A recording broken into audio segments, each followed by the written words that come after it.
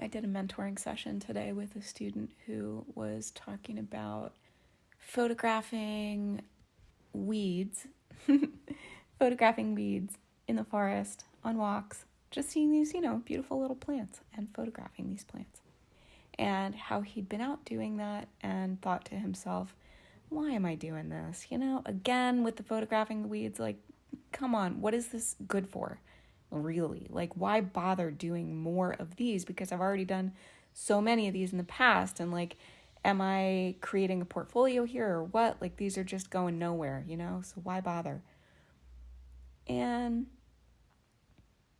at the same time, he's thinking about how he's looking at all of his work and it all feels kind of random. He's got a few images of this, a few images of that. Nothing is enough for a whole portfolio, and he really wants to get to a place where he can produce a whole portfolio of his work. But everything just seems really disjointed. So hearing those two stories back to back, it's like, oh, well, you feel this push and this drive to create portfolios, and also at the same time, you are putting guardrails up and preventing yourself from going deeper with one subject and actually giving yourself the time and space to create a portfolio. Because in order to create something that's like a portfolio, which would be a series of images, usually 20 or 25 images, that is on a particular theme usually and has a consistent visual aesthetic, right? There are exceptions to that, like maybe there's not so much a theme per se, but the images could be fairly diverse, but they still all feel like they're speaking the same language. They've got to feel like they go together in a meaningful way in some capacity. Otherwise, they just feel like, each image was shot by a different photographer, and then there's no connective tissue, and it's like, what am I even looking at? So in general, it's images that are on a theme, and they have a similar visual aesthetic. So if you're out photographing weeds all the time, over the course of a year, 2 years, 5 years, 10 years, it's kind of likely that some of those will go together. It could possibly be that would be a portfolio. And if it's a subject you love, that you just feel drawn, your spirit is drawn to photograph that subject. You just love going back to it. It makes you happy. Then why tell yourself to stop? I really should stop this. It's too much. I've made too many of these things. I think we've all probably thought that with stuff, right? Like I've thought that before with photographing white curtains. Like, Laura, give me a break. You photograph a little light coming through white curtains so many times. I think you're done with this subject. But you never know if your best image is going to be the next one you make. It could be that the next photograph you make of a weed, the next photograph I make of light coming through white curtains, is actually going to be one of the very best ones. And that would be worth holding out for, And the idea that you've shot a subject too much is like, what are you basing that metric on, right? Like, too much for what? Too much for who? That's a completely ridiculous notion. Too much. What does that even mean? If you love doing it and it's bringing you joy, it's not too much. Go continue to do it. And if what you really want is to create a portfolio of images, then you want to keep shooting something you love. That's a surefire way to get closer to a portfolio, is to continue to shoot things you love, And to maybe not ask so many questions, but just do it. Follow the joy, follow the passion. Go and do that. Photograph that weed. It doesn't matter. There's no such thing as too much if it's beautiful and you're enjoying the experience, So interesting to note that both wanting to create more in one area, more of one aesthetic, more of one subject, more in one vein, and then the simultaneously cutting yourself down before you've even gotten very far, simultaneously saying, no, now that's too much. And what I have so far nothing's come of what I have so far. And so why go further? When in fact, what you need to do is go further so that what you have can get better. You know what I mean? Like, I often have thought that if what I am doing feels like it's not good enough, It's not necessarily that it's just crap and I should stop and toss it. It may be that I just haven't worked on it long enough.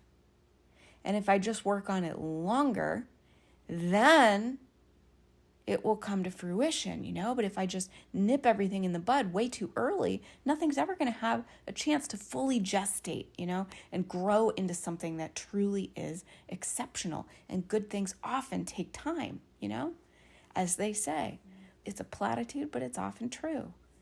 Not always, but it often is. So don't cut yourself down in your prime, right? Go photograph more weeds, especially if it's bringing you joy. There's no reason to stop doing that. But just really neat to look at those opposing forces, right? And then you've got opposing forces saying, I need more in one area. And then, don't do too much in one area. And if you're operating with both those forces in mind all the time, you're kind of getting drawn and quartered, You're in the middle getting pulled in both these directions, and it feels like torture, and you can't figure out which direction to go. So good to notice when you are operating with two really opposing perspectives that are basically causing you to freeze in place and have less fun, So when you really stop and think about it, it almost makes you laugh when you think about too much for who? You know what I mean? You've taken too many weed photos. Too many weed photos for who? Who's saying that? Right? It's just pixels. It's just pixels. And if you're liking doing it, don't stop.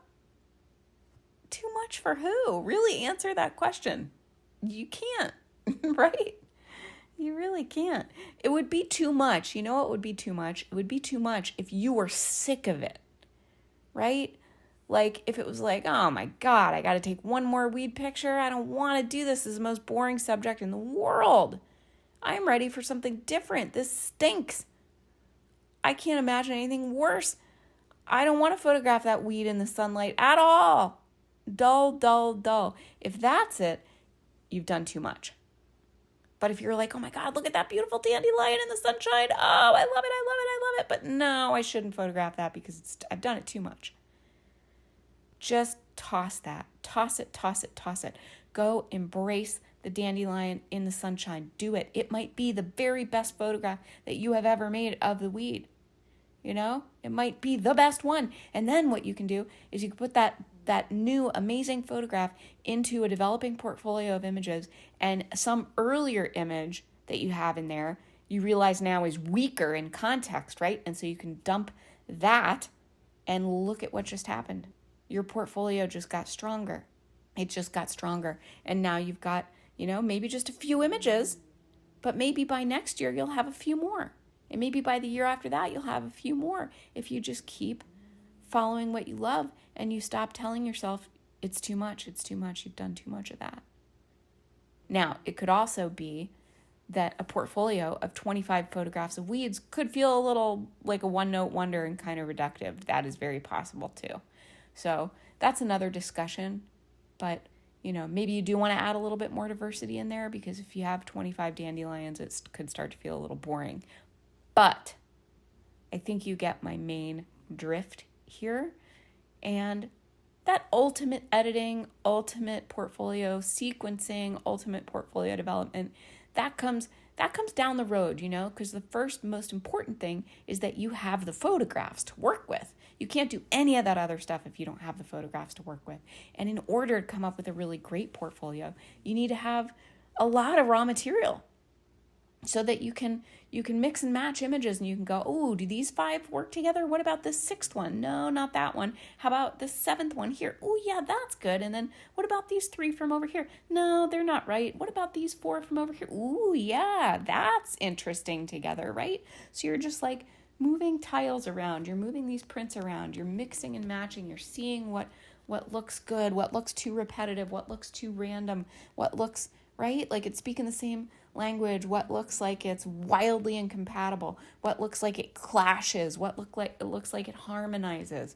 And you're just moving those around and seeing seeing what takes shape. That takes a lot of time and it takes a lot of raw material. So what you need is to go out and follow those whims and those impulses and go shoot the weeds, and don't nip yourself in the bud before you have hardly begun. Don't deadhead those weeds before they've flowered.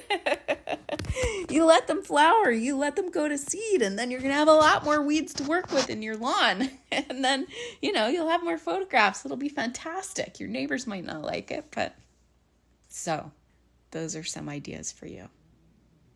Notice where you are hobbling yourself, right? With opposing concepts that are putting guardrails around your practice that are uncomfortable and not serving you in any way. Notice where you have these shoulds that really are pretty ridiculous when you actually dig into them a little bit, right? And follow up with joy. Follow up with those passions. Run with it if something feels good and you love it, And then down the road, you'll have more, better, stronger, more powerful images to work with. And that is only a win. Plus, you'll have more fun doing everything, right? Win, win, win.